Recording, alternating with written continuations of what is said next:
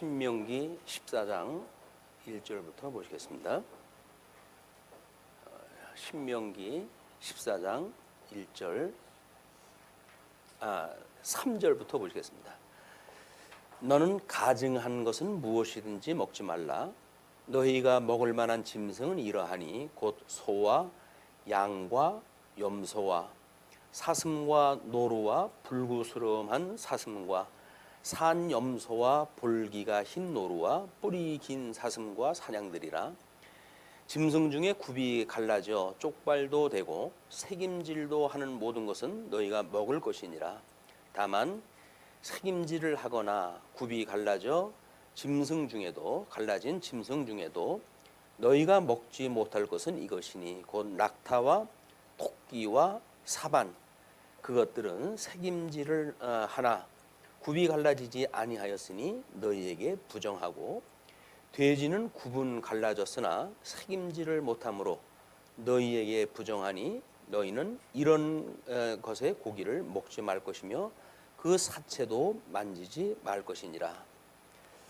일단 8절까지 보았습니다.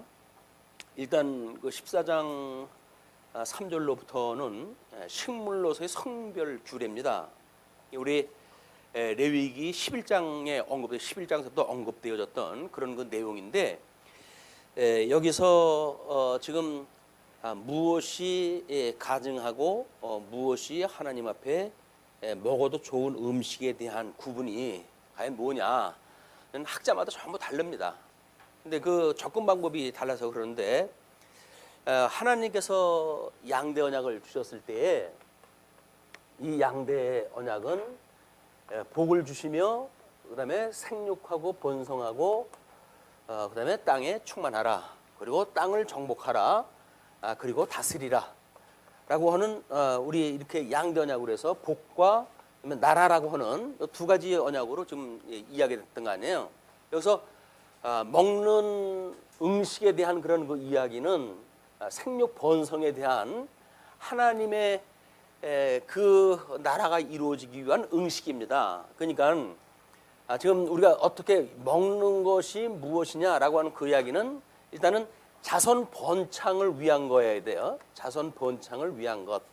이 자손 번창이라고 하는 거는 뭐 나름대로 우리 식사 문화에 뭐 어떤 그 건강을 좌우하느냐라고 하는 그런 그 요소로부터 모든 것이 있겠죠. 그러나 이제 또 보게 되면 우리가 하나님 앞에 제물로 드려지는 것들이 있어요. 제물로 드려지는 것들이 뭐 우리 소와 양과 염소로 되어져 있지만, 이제 거기에 그 내용들은 대부분 우리가 쪽발을 가지고 그리고 되싹임을 갖다 하는 이런 그거를 하나님께서 먹는 음식으로 이제 주셨거든요. 그러니까는 굽이 있다라고 하는 그런 그 이야기는 어떤 발톱 밑에 뭐 이제 다른 동물을 공격하는 그런 그 짐승들이 아니고 대부분 초식동물입니다. 초식동물이고, 그렇기 때문에 이제 이 어떤 먹거리가 가지고 있는 속성이 있어요. 그 속성이 이 언약자손으로서 번창을 갖다 하는데 도움이 되느냐 안 되느냐라고 하는 어떤 그런 뭐 위생학적으로 그 원인들도 있겠죠. 그러나 여기서는 생육 번성한다라고 하는 뭐 번창이라고 했어요. 생육 번성, 생육하고 번성하는 그런 그 일이기 때문에 생육 번성에 일단 그 식문화에 대한 이야기가 있어야 되고, 이것이 신령한 의미로 왔을 때 우리가 무엇을 먹느냐라고 하는 그 이야기는 이 먹는 것이 우리들의 결국은 피가 되고 살이 되고 성장되어져 가지고 뭐 심지어 성격도 먹는 거에 의해서 이제 좌우가 되어지고 그러거든요. 이것이 하나님 앞에 끊임없이 우리가 구별되어진 성도로서 하나님께서 무엇을 먹으라고 하셨는가라고는 하나님의 뜻 관점에서 이걸 볼 수가 있죠. 하나님의 뜻이 어떤 거는 좋아하시고 어떤 건 싫어하신데 라고 하는 걸 우리가 교육을 받아가지고 하나님이 좋아하시는 음식을 우리가 취하고 하나님이 싫어하는 음식을 이제 부정하는 이런 그 일이 식사 문화의 기본이라고 보여집니다. 물론 여기서의 그 뭐 신령한 걸로 보게 되면 이 말씀을, 하나님의 이 말씀을 우리가 어떤 차원에서 이해를 갖다 하는가에 대한 그런 의미가 있어요. 말씀을 만약에 잘못되어진 말씀을 먹는다는 이야기는 뭡니까? 이것이 잘못되어진 이단 교설에 우리가 말려 들어가는 일들이죠. 어떤 인본주의적인 그래서 이 세상의 철학을 중심으로 한 먹거리를 먹게 되어지게 되면 우리는 신령한 신앙생활에 이것이 문제가 되어지는 거예요. 갈라디아서에서 사도 바울은 끊임없이 내가 전한 이외의 말씀을 전하는 자 이런 자들에게는 저주가 있을 거를 선포합니다. 그만큼 우리는 진리를 수호한다고 하는 데 있어서는 매우 중요한 문제예요. 이 중요한 문제를 이제 구약적인 방법으로 해가지고는 우리한테 어떤 음식을 먹느냐라고 하는 걸 가지고 우리한테 이제 보여준 거니까. 그래서 구약 성경에서 이야기하고 있는 어떤 것이 먹는 것이 좋은가라고 하는 어떤 기능적으로 우리가 이해를 하기보다는 왜 하나님께서 하나님이 먹어도 되는 것 또 먹으면 안 되는 거를 이 속과 또는 거룩이라고 하는 이런 걸 갖다 구분을 시켜가지고 우리들한테 교육을 시켰을까 이제 그런 그 이야기거든요. 그래서 세속적인 거는 아무리 좋아도 먹지 않는다는 거고 우리가 하나님께서 구별을 해가지고 성한 거다라고 이야기를 하게 되면 내 입맛에 맞지 않아도 먹는 것이 하나님의 그 뜻을 따르는 우리의 자세란 말이에요. 근데 어떻게 보게 되면 뭐 이제 요즘 뭐 우리 정력에 좋다라고 하는 뭐 바닥 그 뭐 장어 종류 뭐 이런 것들이 하나님께서 금지한 그 품목들이거든요. 먹지 말라고. 근데 하나님이 구약 시대 때는 뭐 마늘과 그런 향료품이 없어가지고 불만을 할 때 또는 고기가 없어가지고 이 사람들이 하나님 앞에 불만을 갖다 한 것이 뭐냐면 초식만 먹다가 이 만나만 먹다가 우리가 기록도 이제 없이 이렇게 해가지고 우리 자손 번창에 문제가 있겠다라고 해서 하나님 앞에 이제 그들이 원망을 허물어 해가지고 만나를 내려 주셨거든요. 근데 과연 먹는 걸 가지고 우리들이 인간적인 뜻이죠. 인간의 그런 뭐 과학적인 어떤 연구가 있든 없든 상관이 없이 그런 세상이 좋다고 하는 걸 먹으면 정말 좋은 것인가라고 하는 것이 늘 의심이 있어요. 이게 뭐 우리 요즘 이제 그 기독교 서점에 나온 책 중에 루터가 맥주를 먹음으로 해서 유럽이 뒤집혔다 뭐 이런 제목으로 해서 책을 어떤 분이 냈어요. 그러면 기독교에서 하도 술 문제를 가지고 이야기를 하니까 술을 먹어도 돼요 안 먹어도 돼요 청소년들은 전부 그 질문이에요. 이미 그걸 먹어도 돼요 안 먹어도 돼요 라고 하는 그 이야기는 뭡니까? 먹고 싶다는 거예요. 근데 그걸 먹지 말라고 그러니까 이게 지금 병이 되는 거 아닙니까? 근데 그걸 이제 뭐 로만 캐톨릭이 있을 때 중세 때만 하더라도 먹지 않는 걸로 이제 보통 그렇게 됐고 금욕주의적인 그런 그 문화가 팽배했었는데 종교 개혁을 했던 루터가 맥주를 갖다 딱 먹은 거예요. 그게 난리가 났죠. 유럽에서는 그거 먹어도 된다고 그래가지고 먹기 시작하다 해가지고 그 루터가 자기를 호출하는 그 왕 앞에 갈 적에도 맥주 한 잔 들이키고 갔다는 거 아니에요? 술김에 뭐 대들었는지 어떻게 모르겠어요. 자기가 한 잔 먹었다 그러니까 뭐 잘 먹는 사람이 뭐 한 잔 먹고 그렇게 하겠습니까만은 어쨌거나 술 기운이 작동을 했겠죠. 왜 그런 중차대한 일을 앞에 놓고 하나님 앞에 기도하고 나간 것이 아니라 맥주를 먹고 나갔을까라고 하는 걸 우리는 이제 한 번쯤은 생각해 볼 필요가 있어요.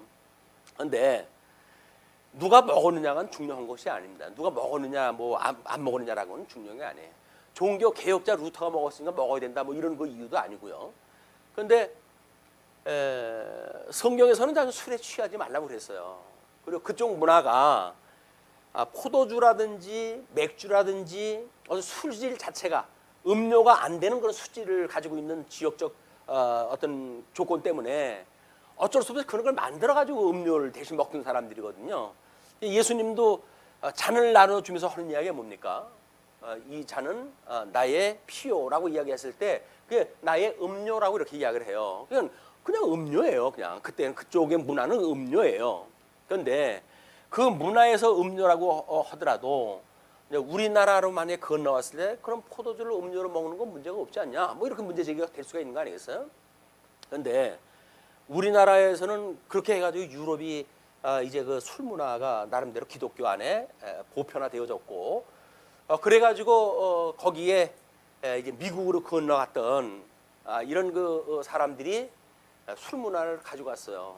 그 사람들은 춤도 안 추고 다른 오락도 다 금해고 그러는데 술은 먹도록 그렇게 그 사람들이 양해가 되어진 거예요. 술 먹으면 뭐 기분 좋잖아요. 춤추는 것보다 더 기분이 좋을 것 같은데 먹어가지고 자기 속이 모든 화학 반응 작용에 의해 가지고 뭐 알딸딸해지고 그러니까 더 좋을 것 같아서 그런지 저는 그 술을 먹었어요. 근데 우리나라에 이제 이 선교사들이 들어와서 보니까 우리나라는 뭐 막걸리 문화가 이제 팽배했고 그 막걸리 문화는 농사를 지는데 필수적인 거였잖아요. 그냥 그걸 먹고 아침부터 해롱해롱대면서 이제 농사 일도 하고 뭐 이러는 사람들이 이제 뭐 복음 전한다 뭐 이렇게 이제 이야기가 되어지니까 해롱해롱대면서 교회로 오고 이제 교회 오다 보니까는 뭐 자기네들 생각도 다른 것도 있고 뭐 모인 사람들끼리 감정 있는 사람들도 있을 터이고 맨날 싸움박질이 나고 이제 그러는 거예요. 그래서 선교사들이 이걸 어찌할꼬 우리가 복음을 위해서 지금 일을 하는 건데 복음을 전하는 일에 방해가 되어지고 있으니 이 문화를 어떻게 한단 말이냐. 그래가지고 금주령을 내렸어요. 술 먹는 거는 성경이 응하는 바가 아니다. 성령이 그렇게 우리한테 허락한 바가 없다. 그래가지고 이제 금주화가 되어져 가지고 막걸리를 아주 맨날 자전 우리 베드로가 성령을 받아가지고 이제 강론하고 그랬을 때처럼 뭐 대낮인데 술 취했냐라고 물어보는 사람이 있는 걸로 봐서는 자전 대낮서부터 술 먹고 그런 쓸데없는 얘기하는 사람들이 있었던가 봐요. 그러니까 이제 베드로가 성령이 주시는 그거를 어떻게 낮서부터 술 먹고 오해를 또 하는 걸로 하느냐라고 해가지고 오순절 성령에 대한 걸 이제 설명을 하지 않습니까? 그러니까 우리 선교사들이 와가지고 한국교회 복음을 전하기 위한 겁니다. 이 복음을 전하기 위해 가지고 한국 땅에 보편화되어져 있는 술 문화를 전부 금기시 해버린 거예요. 그 뒤서부터 우리 개혁교회에서는 금주가 덕성 문제로 나와요. 덕목으로 어떤 교회들은 먹지 않도록 되어져 있던 거예요.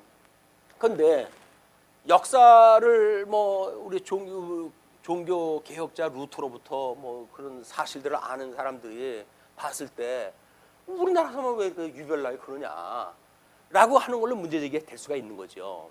그래가지고 요즘은 뭐 대부분 지금 신학에 대해 자유로우신 분들은 술 먹습니다. 술 먹어. 목사님도 술 먹고 술 먹고 나서는 별로 덕성 문제 좋지는 않아요, 사실은. 강론 오는 사람이 알딸딸 해가지고 취중에 강론이나 한다고 생각해 보십시오.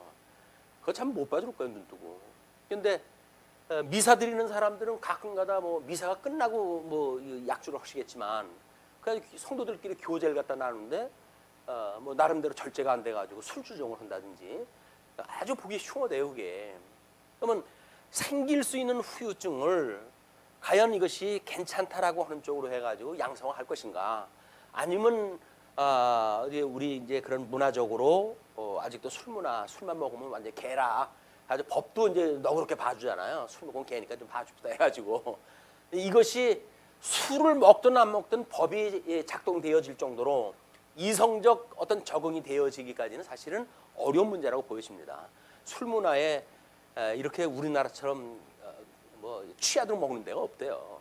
서구 이제 이런 기독교 문화에서 먹는 거는 한 잔 이렇게 해가지고 그걸로 뭐 이제 음식을 먹는 거에 위해서 뭐 이렇게 반주나 뭐 이런 식으로 해가지고 한 잔 더 먹지. 우리나라처럼 뭐 죽어 살아 뭐 3배니 뭐냐 해가지고 석 잔을 먹어야 된다고 이제 하고 뭐 술은 취해야 먹는 맛이지라고 해가지고 취하도록 먹는다든지 이런 문화 자체가 이게 기독교적인 게 아니에요. 완전히 우리 인간의 어떤 그런 그 정욕 부분을 갖다 작용하는 그런 그 부분이기 때문에 정욕되어졌던 그 전통은 당분간은 이것이 한국교회에 필요하지 않을까 싶습니다. 그리고 총회 쪽으로부터 이제 우리가 그 전통을 선교사로부터 지켜왔던 전통을 중시하고 있기 때문에 지금 뭐 예를 들어서 추수감사주일 같은 것도 마찬가지 아니에요? 어떤 집은 추수감사주일을 왜 미국 추수감사주일을 우리가 지키냐? 우리는 추석을 지키자. 뭐 이렇게 해가지고 새롭게 시도하는 사람들도 있어요. 물론 뭐 자기 좋아서 하는 건데 누가 뭐라 그러겠습니까만은 우리 선교사들이 복음을 가지고 미국으로 건너왔을 때 그 사람들이 추수감사주일에 대한 어떤 유래가 있었는가라는 것이 우리에게 복음을 전해준 사람들을 통해서 들었을 때 너무 그것이 귀한 거예요. 그게 그 귀한 전통이니까 추수감사주일을 우리가 지키고 있는 겁니다. 성탄절 같은 것도 마찬가지죠. 뭐 그 성탄절을 그게 예수님 태어난 날도 아니잖아요. 또 시비를 걸기 좋아하는 사람들처럼 그때 이야기가 뭐 그게 이방 신들을 섬기던 그런 날이라고 축제일이라고 그러는데 태양절이라고 그러던데 그걸 왜 교회에서 성탄절로 지켰냐 뭐 이런 걸로 시비 거는 사람들이 있어요. 그런데 그것이 태양절로 지켰다고 하더라도 기독교가 그걸 밟고 만약에 기독교 새로운 문화를 열었다고 한다면 그건 새로운 문화예요. 그게 그 사람들의 절기 때문에 우리가 그날을 피해야 된다고 하는 그거는 너무 소극적인 거죠. 적극적이라고 하는 그 이야기는 문제가 없으면 그들의 문화 위에다 우리 문화를 더 씌우는 겁니다. 그게 사망이 생명의 상김바가 되어지는 개념 아니에요. 복음의 개념. 근데 그거를 어떤 그런 형식적인 룰에 통해 가지고 뭐 날짜를 통해 가지고 아주 유치하게 짝이 없는 방법으로 구별을 갖다 해내는 사람들이 있어요. 그거는 하나님의 말씀을 너무 자기가 알고 있는 그런 개념으로 축소를 시키고 있는 거다. 하나님은 지금 우리한테 이런 음식에 대한 이야기는 철저하게 말씀에 대한 이야기입니다. 말씀. 생육하고 번성한다는 이야기는 예수 그리스도로 말미암아 우리가 이 말씀으로 증인을 삼아가지고 예루살렘과 온 유대와 사마리아와 땅끝까지 이르러가지고 복음이 증거되어지는 증인의 역할을 이 말씀으로 해가게 하시는 일 아니에요. 그래서 믿는 자가 점점 많아지는 게 뭡니까? 예수 그리스도를 머리로 한 주의 몸된 교회, 거기에 성도들이 점점 번창하는 이야기거든요. 신령한 이야기가 뭔지를 염두에 두고 이런 신학적인 배경을 가지고 뭐 그때 이제 뭐 그 나라에 대한 역사적 배경이나 또 문자적 배경을 가지고 설명이 돼야지 이거를 그냥 문자적으로만 해석을 한다고 그래가지고 지금도 유대인들은 이걸 지켜야 되는데 문화는 자꾸 바뀌어 왔잖아요. 옛날에는 어떤 그런 나름대로 뭐 농사를 짓거나 이런 그 시대에는 단순했어요 사람들이. 그리고 자기네 집에서 뭐 우리가 소를 잡았다든지 하게 되면 자기네 집에 있는 우유로 삶지 않으면 그거를 율법의 금연대로 해가지고 자기의 젖에다가 그 고기를 삶지 않는 것이 지켜질 수 있는 분 아닙니까? 워낙 이것이 이제는 나름대로 해가지고 대형화가 되고 이렇게 되다 보니까는 소고기 파는 데 따로 있고 우유 파는 데 따로 있고 그럼 어떤 것이 자기 그 어미젖으로 나왔던 건지 사실 분별할 방법이 없잖아요. 그러니까 유대인들이 그걸 지키기 위해 가지고 고기 취급하는 식단이 따로 있고 그리고 또 뭐 유제품 취급하는 그 식단을 따로 만들고 그래야지 율법을 지킨다고 하는 거예요. 그 사람들이 그 율법주의자들이 그 일이야말로 지금 생육하고 번성하라고 하는 이야기가 인간들의 생육 번성에 대한 문제로 제한되는 게 아니잖아요. 요거는 지금 이제 저주 아래 이거를 이들이 상실을 갖다 했을 적에는 저주 아래 있는 사람들이 육적 번성에 대한 이야기고 우리는 예수님이 와가지고 새 생명으로 해가지고 새로운 하나님의 백성들이 이제 번창되어지는 그런 내용이기 때문에 전혀 이런 방식으로 해석이 되면 안 되는 겁니다. 이런 것이 구별이 되어야 된단 말이에요. 우리는 신학적인 이런 결과론적이지만 신약 성경에서 우리가 먹는 말씀 또는 양식 그걸 뭐로 해석이 되어지는가를 먼저 놓고 그리고 이거에 준해 가지고 구약 성경에 이제 이렇게 번역되어지는 내용들을 우리 이해할 필요가 있어요. 그래서 어떤 것이 거룩하고 어떤 것이 성하냐, 이건 하나님이 지금 선악이라고 하는 그런 개념 속에서 타락되어진 인간들은 결국 뭐예요? 자기 소견 좋은 대로 산다고 하는 것이 인간들 아닙니까? 근데 하나님은 그러지 말고 나 좋은 대로 이 하나님의 뜻대로 살아가는 것, 이것이 내가 너희들을 불러낸 이유야라는 것이 하나님이 우리에게 주었던 기독교 문화의 어떤 기반이에요. 그러니까 하나님의 기뻐하신 뜻이 무엇인가를 우리가 분별하는데 이것이 어떤 목적이 돼야지 기능적으로 해가지고 무슨 이거는 건강에 좋다. 한때 뭐 어느 그 교파의 그 의사가 그런 거 소개했죠. 성경에 먹으라고 한 것만 먹으면 건강하다. 건강법을 소개하고 그러지 않았어요. 그게 철저하게 이쪽 방법이란 말이에요. 그런데 뭐 그분은 의사인데도 불구하고 이제 그렇게 이야기를 하시고 그렇게 가지고 뭐 많은 효과가 있고 그러니까 또 그렇게 간증도 하고 다니시고 그랬겠죠. 그러나 그것이 어떤 기능적으로 해석할 그런 문제가 아니다. 이스라엘 백성들이나 그렇게 해먹는 것도 그런데 대한민국 사람들이 율법의 외인인데 거기서 그걸 왜 그 사람들의 흉내를 내가지고 그걸 먹어야 되느냐고요. 그런 그 문제가 과연 하나님이 어떤 거는 좋아하시고 어떤 건 싫어하시는가에 대한 하나님의 뜻을 우리가 이 분별하는 그런 이유로 봐야 된다. 그래서 식사 문화라고 하는 그것이 고린도 교회에서는 이제 이걸 위해 가지고 성찬식을 이제 하지 않았어요? 그러면 고린도 교회 성찬식을 했을 때 먼저 온 사람은 왕창 먹고 나중에 온 사람은 먹을 게 없어가지고 배를 곪고 집으로 돌아가고 라고 해서 성찬이라고 하는 것이 어떤 버리는 것과 그 다음에 그걸로 도움을 받는 것이 평등을 이루어야 되는 것이 이제 이런 그 성찬의 의미 안에요. 예수님의 죽으심과 부활에 대한 이런 복음의 의미가 담겨져 있기 때문에 끊임없이 골고루 이게 나눠줘야 된단 말이야. 그리고 하나님의 말씀이 선포가 되어졌을 때 양심의 가책을 누릴 만한 어떤 죄가 있음에도 불구하고 마구잡이로 이걸 먹는다든지 이런 걸 금기시키는 것도 마찬가지로 하나님의 뜻을 분별하는 데 이유가 있는 겁니다. 그냥 그런 사람들한테 너희들 그렇게 먹으려면 집에 가서 먹어. 먹을 게 없어가지고 교회에서 먹냐? 성찬을 먹을 게 없어서 집에서 교회에서 성찬하는 거 아니잖아. 그냥 너희들 먹고 싶어가지고 뒷사람도 생각 안 할 정도면 너희들 집에 가서 먹어. 이게 사도 바울의 공고예요. 교회의 삶이라고 하는 것은 우리가 끊임없이 뭐 원리적으로 해가지고 너무 이 성경 66권에서 이야기하고 있는 하나님 나라의 3대 요소 이게 원리를 사직생의 원리니 뭐 연직보의 원리니 그다음에 봉직치의 원리니 이렇게 해가지고 너무 원리적으로 해가지고 이걸 묶어놔 버렸잖아요. 그러니까 우리들은 이 원리는 기억을 하는데 실질적인 뜻을 분별하면서 우리가 이 살아가는 신앙생활하다 하는 이 삶에 있어서는 결국은 이런 원리를 제대로 적용을 하다 안 해요. 그러니까 그냥 뭐 이 세속에 살던 거대로 하는 거예요. 뭐 돈 낼 일 있어? 그럼 나 얼마 테니까 너 얼마 낼래? 뭐 이렇게 해가지고 연보의 개념이 아니란 말이에요. 연보의 개념이 아니고 있는 자나 없는 자나 뭐 똑같이 그냥 뭐 n분의 1 뭐 이렇게 가지고 한단 말이에요. 그러면 n분의 1이라고 하는 것이 성찬은 원래 맞지는 않아요, 이게. 근데 뭐 이건 보편화되어져 있으니까 이제 우리가 그런 일을 아무 일도 아닌 것처럼 한단 말이에요. 근데 과연 우리가 교회의 어떤 일로 인해 가지고 먹고 마시고 하는 일이 있다고 한다면 정말 연죽보의 원리에 의해 가지고 이것이 돌아가는지 이것에 만약에 우리가 제대로 작동되지 않는다고 한다면 여기서 위로받기 힘듭니다. 그렇잖아요? 세상에서도 돈이 없어가지고 뭐 눈치 보이는데 뭐 교회 왔더니 교회도 이 모양이야 이거.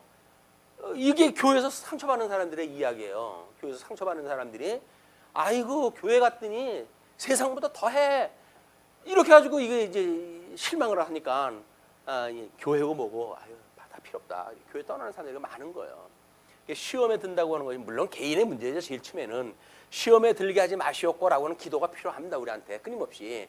그러나 우리가 어떤 큰 자가 작은 자를 섬기는 자의 입장에서 보게 되면 그건 네 문제야. 네가 알고 뭐 시험에서 들지 않도록 하나님 앞에 기도해. 그리고 자기는 시험거리를 갖다가 줘가지고 여기저기에다가 만약에 뭐 이렇게 올무를 놓고 함정을 파놓고 그걸 크다 하는 사람들이 파놓는 거 아니에요. 그래놓고 작은 사람이 빠지게 되면 내가 시험에 들지 말라고 기도하라고 그랬잖아. 이게 말이 안 되는 거예요, 이 원리가. 큰 자는 큰 자대로 그것이 빠지면 빠질세라, 뭐 쥐면 깨질세라, 무슨 뭐 불면 꺼질세라. 우리 부모님들이 자녀를 키울 때 그렇게 키우지 않습니까? 그렇게 키우는데 아니 신앙생활 뭐 얼마 안 한 그 분들 시험에 들 수밖에 없을 정도의 어떤 그 교회에 들어온 횟수가 짧다든지 이런 사람들한테 뭐 자생력을 키워준다고 해가지고 처처에다가 함정 파놓고 그래가지고 뭐 각계 훈련 시킬 일이 있습니까? 교회에서 이건 해야 될 일이 아니에요. 교회에서는 끊임없이 돌아봐야 될 일입니다. 끊임없이 돌아봐야 될 일들. 그래서 큰 자가 작은 자를 섬기는 그런 그 문제 또는 큰 자가 자기를 친구를 위하여 자기 생명을 내버리는 문제, 이건 자기 부정이라고 그렇게 이야기를 했잖아요. 그런 그 문제. 그리고 뭐 내가 가지고 있는 어떤 그 재물을 다른 사람을 우애 가지고 그걸 쪼개고 뭐 이렇게 아껴 쓰고 가지고는 교회에 연보를 하다 하는 행위, 이런 것이 우리들이 말하는 삶의 원리란 말이에요. 그러니까 하나님의 3대 언약에 대한 원리를 통째로 우리가 공부를 하다 보니까는 원리는 알아요. 근데 문제는 실제를 모른다는 얘기예요. 실제. 우리는 이 원리와 실제라고 하는 거는 늘 같은 거라잖아요. 이거는 지금 이렇게 음식에 대한 이야기를 했을 때 원리는, 신학적인 원리는 다 나왔어요. 그럼 여기서 우리가 어떻게 그 음식에 대한 거를 구약 사람들은 했는가, 하나님이 선하신 뜻은 뭐고 싫어하시는 뜻은 무엇인가 라고 하는 걸 공부하는 것이 우리한테 필요하다. 그런 거를 하나하나 공부하면서 우리가 한번 돌아볼 일이 있죠. 뭐 지난 시간에는 우리가 점심을 어떻게 먹었는지, 내 앞에 맛있는 게 와가지고 뭐 앞에 사람 먹는 거 신경도 안 쓰고 내가 그냥 혼자 다 먹지는 않았는지, 이거 다 같은 원리예요 이게. 이거를 누가 교육을 시킵니까?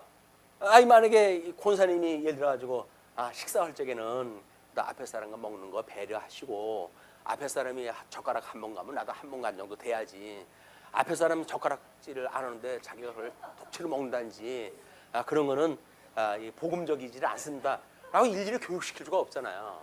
이거는 기독교 문화가 이미 자리가 잡혀져 있다고 한다면 집안서부터 다 교육이 되는 문제였어요. 근데 우리는 기독교가 뭐 우리 세대에 들어온 것도 아니고, 그러다가 보니까는 기독교 문화와는 상관없는 식탐을 가진 사람이 대처하는 방법과, 그 다음에 먹어도 소화도 잘 안 돼가지고 소식을 하는 사람의 대처 능력이 달라요. 이걸 우리가 다식을 하시는 분이라든지 뭐 이런 분들은 그 있는 게 그 눈에 보입니까? 그 뭐 한 젓가락도 안 되는 건데 그걸 어떻게 나눠 먹냐라고 해가지고 우리는 먹을 수가 있단 말이에요. 근데 그걸로 뭐 시험이 안 들고 참 잘 드시니까 좋네요, 내 것도 마저 드세요라고 주시는 분도 있을 수 있겠죠. 그건 뭐 자원을 갖다 해서 주신다고 한다면 모르지만, 그런 것이 없다고 한다면 안배하는 문제들, 배려하는 문제들, 이것이 우리 몸에 배어 있는 것이 섬기는 자세다. 이게 주관하는 자세에 있는 것이 아니라 섬기는 자세에 있는 거다라는 것이 여기서 주는 우리들의 이제 음식 문화에 대한 이야기예요. 다만 뭐는 먹어라, 뭐는 먹지 마라, 이제 성경에서 그것만 나와 있잖아요. 구약 성경에는. 그래가지고 뭐 먹지 말라는데 그걸 왜 먹어요? 뭐 이런 그 이야기 할 것이 아니라, 우리가 그 말씀을 먹는데 어떻게 먹는지, 또는 하나님의 말씀을 이런 그 어떤 삶의 원리가 토출되어지기까지, 이게 왜곡되어지게 되면 이런 인본주의적인 방법이 도입이 될 수가 있잖아요. 인본주의거나 또는 뭐 우생학적으로 뭐 여기서 이제 그 음식 문화를 뭐 나름대로 설명할 수도 있겠고, 이런 나름대로 어떤 식사 철학이라고 하는 뭐 그렇게 할까, 그런 데 있는 인본주의 세속적인 걸로 해가지고 접근이 되어지는 걸 우리가 금기시하는 것이 상당히 중요합니다 이게. 그래서 어떤 사람들은 그래요. 물론 목회하게 보게 되면 목사들은 성경 이외에도 공부할 것들이 무지개 숲니다. 이제 거기 우리가 공부해야 될 그런 그 내용들을 뭐 철학서부터 해가지고 그거는 뭐 가르치는 자니까 말씀을 가지고 이단을 막아내고 그러기 위해서는 그걸 알아야 되니까 이제 그 필요하지만, 성도님들한테 어떤 인문학적인 접근이 필요하다. 이런 게, 말씀은 성경만 가지고 어떻게 사냐. 인문학에 보게 되면 마치 복음처럼 좋은 그런 아주 예쁜 글이 좋습니다. 요즘 뭐 인터넷 같은 데는 뭐 십계명이라든지 이런 거 많이 나오잖아요. 뭐 사랑하는 십계명, 뭐 할 수 있는 십계명 해가지고 참 재수들 좋았습니다. 어떻게 이렇게 주옥 같은 말들을 만들어내는지 모르겠어요. 니체의 장기가 그거였답니다. 그 집중력이 떨어져가지고 그 친구는 내가 1시간만 좀 집중을 했다 해가지고 뭐 책을 쓰면 좋겠다라고 할 정도로 너무 이제 이 정신 분열증이 만들어져가지고, 그래서 그 사람은 뭔가 명제적인 명어를 만들어내는 일들, 그게 능하대. 잠언을 갖다 만들어내시 그랬대요. 그 이야기가 인문학적으로 이 성경 말씀을 가지고 설명을 해야 되는데, 그걸 인문학적으로 해서 다른 데서 뭐라고 이야기했는지 그걸 아주 이 말씀에다가 적용을 시켜준다든지 이런 그 일들은 위험하기 짝이 없는 일이에요. 이게 이 말씀은 인문학적이거나 이 해 아래 학문 가지고 되어지는 게 아니에요. 이거는 철저하게 성령의 역사이기 때문에 우리 귀에 할례를 주지 않으면, 할례를 받지 않으면 말씀을 들을 수가 없는 겁니다. 마음에 할례를 받지 않으면 깨달을 수가 없는 거예요. 이게 하나님의 말씀이거든요. 근데 그걸 뭐 어떤 인문학적인 그런 철학을 가지고 뭐 설득을 한다든지 그런 거에 노출되면 우리 일반 성도들이야 세속에 살던 사람들 아니에요? 근데 해 아래 학문 걸 가지고 우리 설득을 하게 되면 금방 넘어갑니다. 우리 맞아, 그거 나 그렇게 배웠지, 나도 그렇게 알고 있어, 이렇게 되어지기 때문에. 근데 성경 말씀은 전부 그걸 뒤집는 이야기들이에요.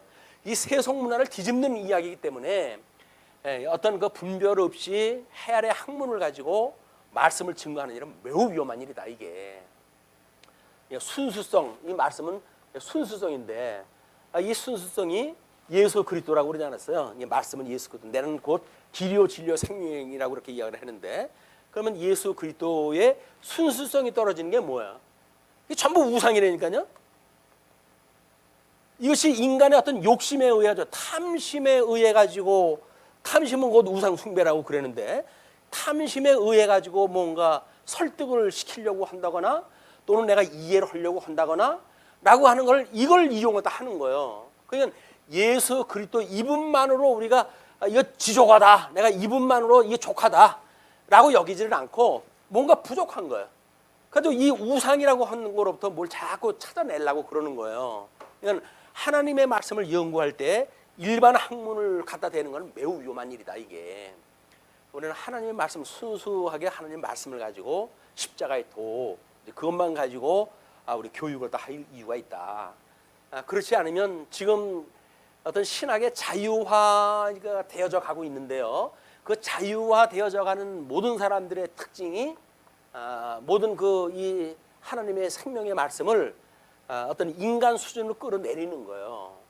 뭐 요즘은 철학도 땅 위로 내려온 철학이라고 하는 제목을 가지고 뭐 철학책도 쓰고들 그러는데, 이 하나님 말씀도 세상으로 끌고 내려오는 거예요.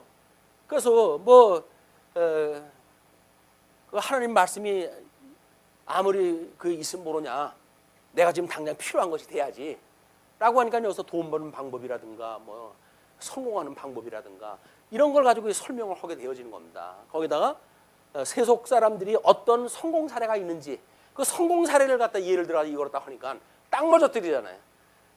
가뜩이나 예수 그리스도로 우리가 족함을 여기고 살질 않는데, 가뜩이나 뭔가 부족한 사람들인데 뭔가 우상을 섬기고 싶고 뭔가 탐심을 가지고 있는 우리 내면 세계가 이제 가지고 있는 사람들인데, 여기다가 뭐 그 어떤 세속적인 성공 사례를 갖다 이야기해 보십시오. 열이면 열 다 넘어가요.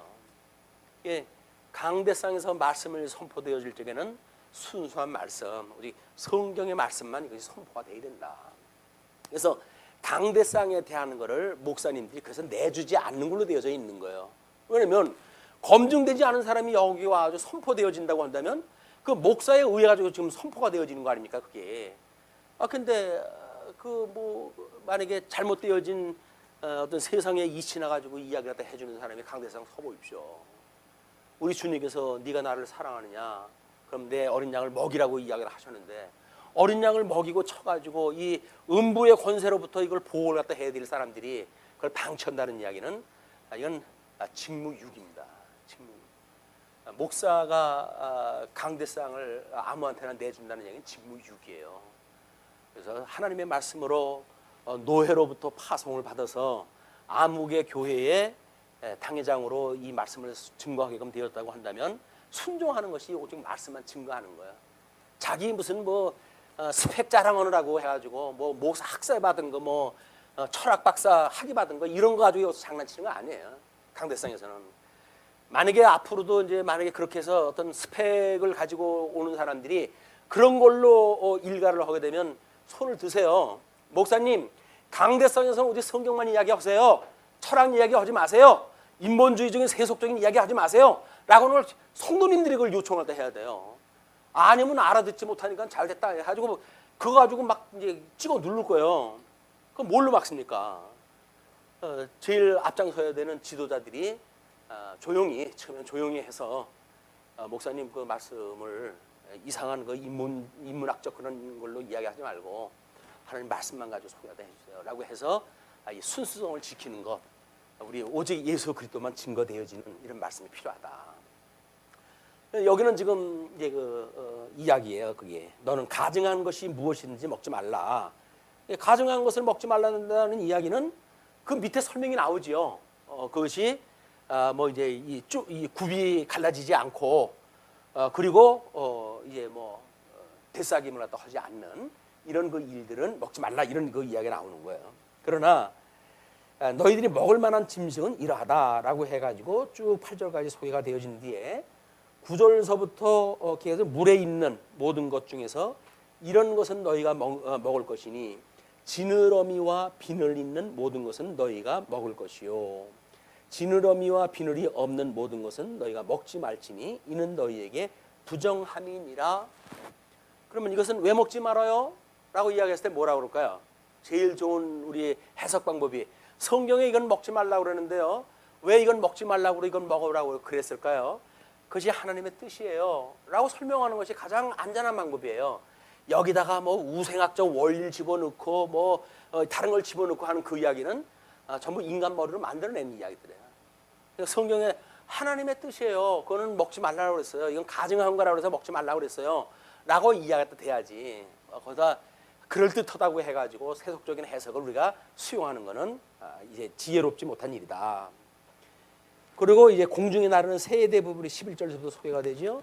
정한 새는 모든 너희가 먹으려니와 이런 것은 먹지 못할지니 곧 독수리와 솔개와 물수리와 매와 새매와 매의 종류와 까마귀 종류와 타조와 타흐마스와 갈매기와 새매 종류와 올빼미와 부용이와 흰 올빼미와 당아와 오름과 노자와 학과 황새 종류와 대승과 박쥐며 또 날기도 하고 기어 다니기도 하는 것은 너희에게 부정하니 너희는 먹지 말 것이니라. 정한 새는 모두 너희가 먹을지니라. 자, 이렇게 제한을 두는데 이 제한이라고 하는 그거는 역사적인 맥락에서 어디가 포함이 되어질까요? 이스라엘 백성들한테 주어진 거기 때문에 그 중동 이론에 대한 이야기예요.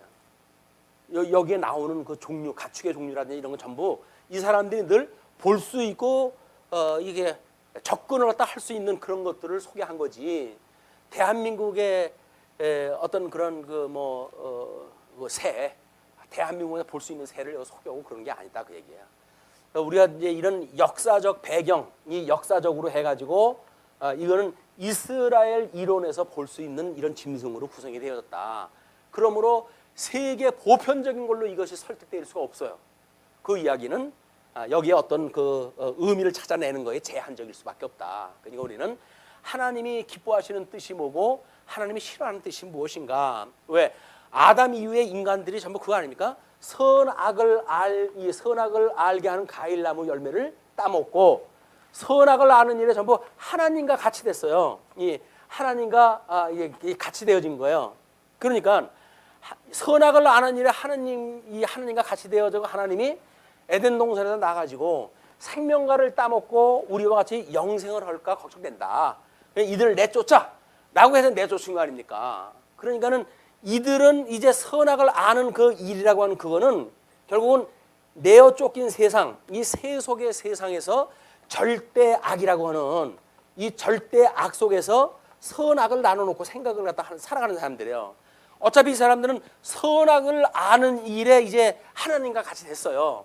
그런데 이거를 절대적인 하나님의 선과 절대적인 악의 개념이 아니라 절대 악이라고 하는 개념 속의 세상으로 그들을 내쫓으니까 그 절대 악을 가지고 어떤 건 선하다, 어떤 건 악하다라고 자기네도 구분을 다 해놓은 거예요. 이게 도덕적 선악에 대한 개념입니다. 그렇기 때문에 지금 여기서 말하는 그런 그 일은 하나님이 좋아하시는 건 뭐고 싫어하시는 건 뭐냐?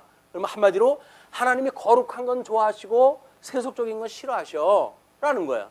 아버지의 이름이 거룩히 여김을 받으시옵고 우리가 기도를 갖다 끊임없이 하지 않습니까?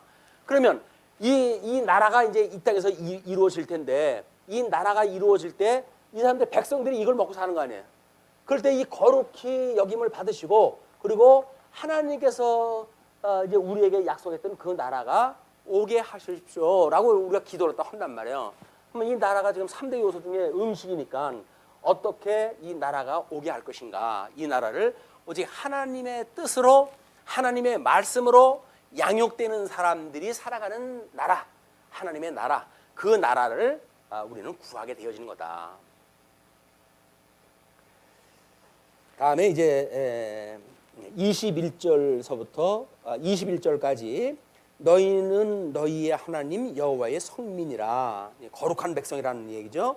스스로 죽은 모든 것을 먹지 말 것이나 그것을 성중에 거류하는 객에게 주어 먹게 하거나 이방인에게 파는 것은 가하니라. 너는 염소 새끼를 그 어미의 젖에 삼지 말지니라. 이제 이런 이야기예요. 어미소를 갖다가 그 새끼 염소 새끼를 그 어미의 젖에다 삶아가지고 생육 번성하는, 지금도 우리 하나님께서 생육 번성하도록 명령을 하시지 않았습니까? 그런 것들을 자기 어미 그 젖에다가 새끼를 삶는다는 이야기는 잔인한, 이렇게 생육 번성하는 일을 반하는 이런 그 일들을 하나님께서는 금지시킨 거죠. 자, 그러면서 이제 22절서부터입니다. 22절서부터 27절까지 소산의 11조를 드릴 것.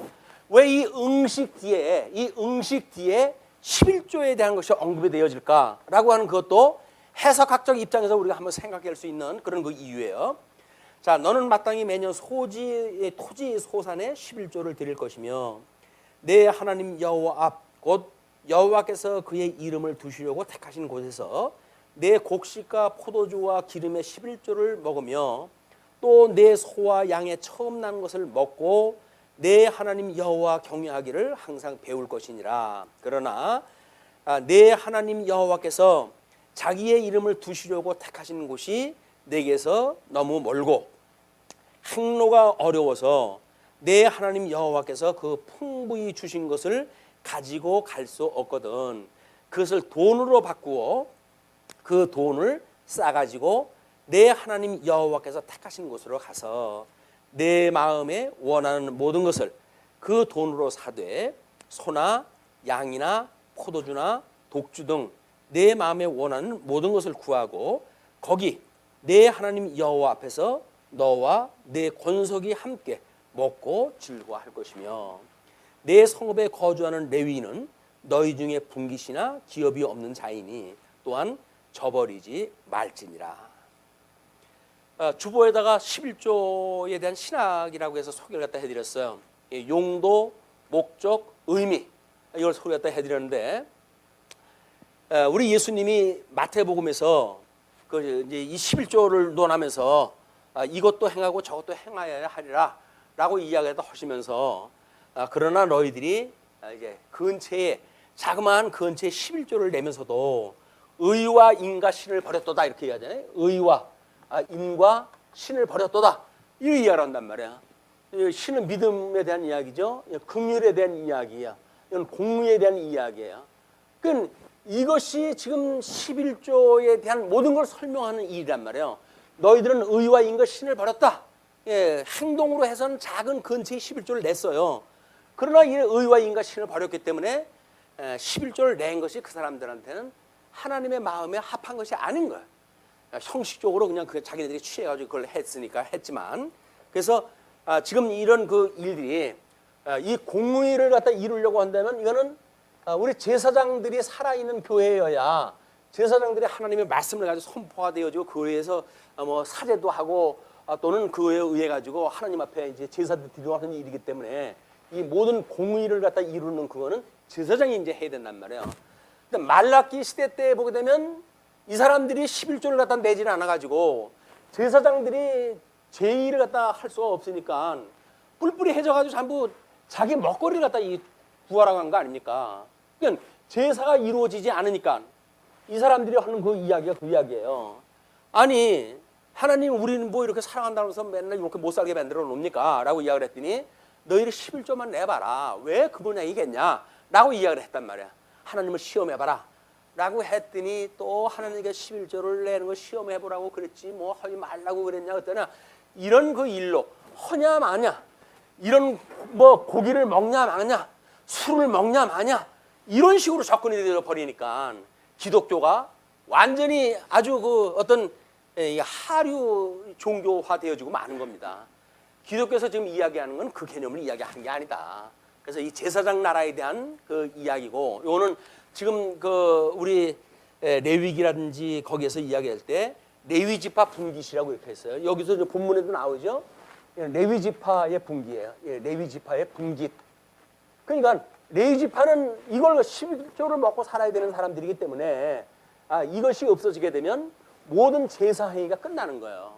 이것이 지금 11조에 대한 용도와 목적과 의의에 대한 이야기였었고, 그 다음에 이 긍휼이라고 하는 거는 거룩한 백성, 우리 하나님의 성민이라고 했을 때, 우리 아까 하나님의 선민이라고 이렇게 이야기를 했잖아요. 성민, 거룩한 백성이라고 이야기가 됐단 말이에요. 그러면 이 거룩한 백성이라고 하는 그 이야기는 하나님 앞에 긍휼하심을 입은 사람들 아니에요. 그런데 자기가 긍휼함을 입은 사람들인데도 불구하고 여기에 과부, 고아, 나그네 이런 사람들을 없이 여기면서 뭘 성민이라고 이야기를 하냐고요. 1만 달란트 탕감을 받았으면 100데나리온 빚진 자를 갖다가 우리가 돌보는 일이 당연한데 11조를 내면서 이런 정신이 없다라고 한다면 그거는 하나님에 받지 않는 거예요. 지금 대형화되는 교회들이 11조 받아가지고 돈 부자가 됐는데 그 사람들이 여기서 의와 인과 신이 없는 11조를 운영을 했다고 한다면 그 교회는 하나님이 살아계신 것이 아니에요. 그냥 기능적으로 잘 운영되는 마케팅이 성공한 이런 그 교회는 될 수가 있어도 하나님의 이 순수한 말씀이 살아 작동하는 교회가 아니란 말이에요. 세상 사람은 그거 몰라요.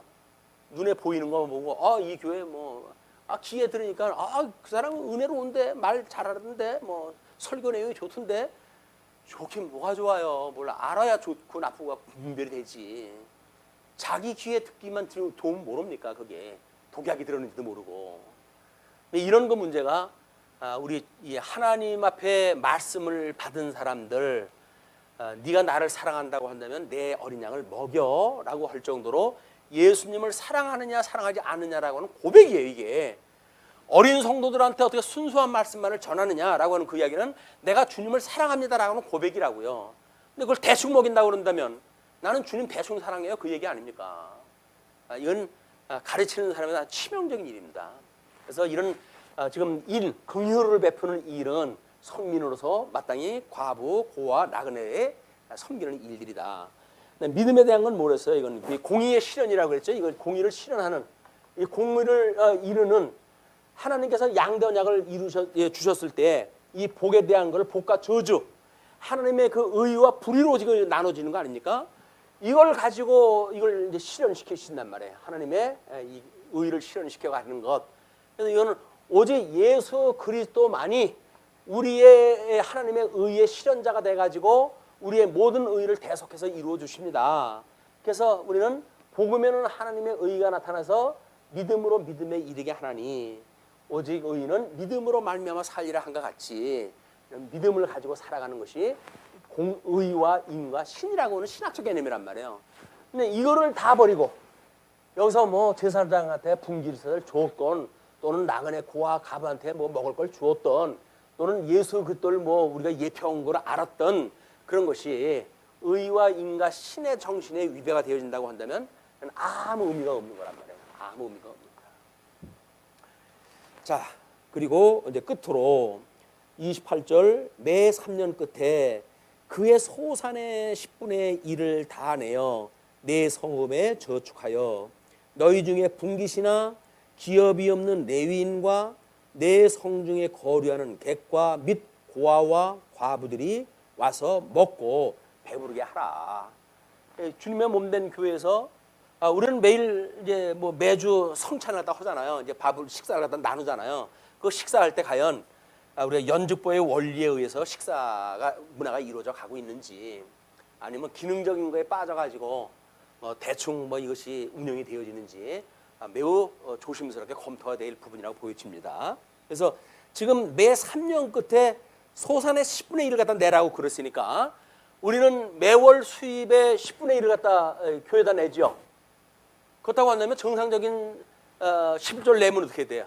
3년마다 그 한 해의 모든 소득의 10분의 1을 또 내야 되는 거예요. 그러면 이 10분의 1에다가 또 이 10분의 1 곱하기 3년에 한 번씩이니까 그러면 이거의 3배 아니에요. 매년 내는 거의 3배. 이 정도를 갖다 내는 건데 뭘 한 달 수입의 10분의 1을 갖다 내고 순수한 매출을 갖다 내야 되냐, 아니면 순수한 이익금만 내느냐, 이걸 가지고 주판을 띵기면서 무슨 11조입니까? 11조는 정신없는 사람들이지. 우리 교회에서 가장 신뢰로 많이 드는 사람이 있어요. 11조를 많이 해가지고 성공했다고, 성공 사례로 해가지고 대표로 등장하는 인물이 있어요. 그 사람이 기름 장사해가지고 그 돈을 버는 사람인데, 그 사람은 얼마나 돈이 많이 벌리는지 11조 계산만 하기 위해 회사를 하나 차리고 있대요. 그게 무슨 11조입니까? 그 사람들이 기름을 갖다가 생산하는 현장에 가게 되면 얼마나 수많은 사람들을 착취하고 노동력 착취하고 그러면서 기름을 갖다 파는 사람들인데, 그 다른 사람들이 하나님 앞에 11조 냈다고 복을 받아서 그렇게 되어진 거라고요? 아니에요. 저주입니다. 저주. 우리는 무조건 돈이 많으면 복이라는데 그래서 안 와요. 불의한 돈이 많이 쌓인 건 저주입니다. 하나님께서 언제 우리들이 가지고 있는 재물과 함께 불구덩이에다 집어넣을 거예요. 그런 걸 우리가 무서워해야지요. 하나님 앞에 우리가 그런 걸 두려워하고 경외하는 마음을 가지고 신앙생활 할 이유가 있다. 그래서 조금만 먹어도 하나님께서 그저 기쁜 마음으로 주신 것 감사합니다. 왜 이렇게 응시 가운데 11조가 나왔다고요? 이런 것들이 좋고 나쁘고 하면 모릅니까? 다 하나님께 주신 의와 인과 신에 대한 의미로서 우리가 받아들이겠습니다 라고 하는 그거를 여기서 지금 설명하다 한 거라고 보여집니다. 기도하시죠.